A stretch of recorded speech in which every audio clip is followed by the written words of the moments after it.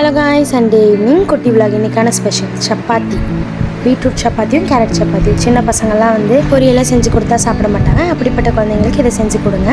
பீட்ரூட்டும் கேரட்டும் தோல் நல்லா சீவிட்டு நல்லா வந்து பேஸ்ட் மாதிரி அரைச்சி நல்லா ஃபில்ட்ரு பண்ணி எடுத்து வச்சுக்கலாம். 1 கப் கோதுமை மாவுக்கு அரை கப் ஜூஸ் ரேஷியோவில் இந்த மாதிரி தண்ணி ஊற்றி நல்லா வந்து பிணைஞ்சி தனியாக எடுத்து வச்சுக்கலாம். நான் இன்றைக்கி யூஸ் பண்ண கோதுமை மாவுக்கு இந்த அளவுக்கு ரேஷியோ வந்து கரெக்டாக இருந்துச்சு.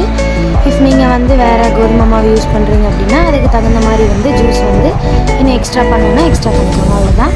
நல்லா வந்து இந்த அளவுக்கு சாஃப்டாக ஓரளவுக்கு பிணைஞ்சி எடுத்துகிட்டு ஒரு ½ அன் ரெஸ்ட் பண்ணிடலாம். அதுக்கப்புறமா எடுத்துகிட்டு நல்லா வந்து உருட்டி சாஃப்டாக தேய்ச்சி இந்த மாதிரி மெல்லிசான கன்சிஸ்டன்ட் வரைக்கும் நல்லா தேய்ச்சி எடுத்துக்கலாம். கேரட்டில் 6 சப்பாத்தியும் கிடச்சிது. மொத்தமாக 12 சப்பாத்தி. இதை வந்து நான் இன்றைக்கி வந்து சிக்கன் கிரேவி கூட மேட்ச் பண்ணியிருக்கேன். நீங்களும் கண்டிப்பாக ட்ரை பண்ணி பார்த்துட்டு கமெண்ட் பண்ணுங்கள். பாய்.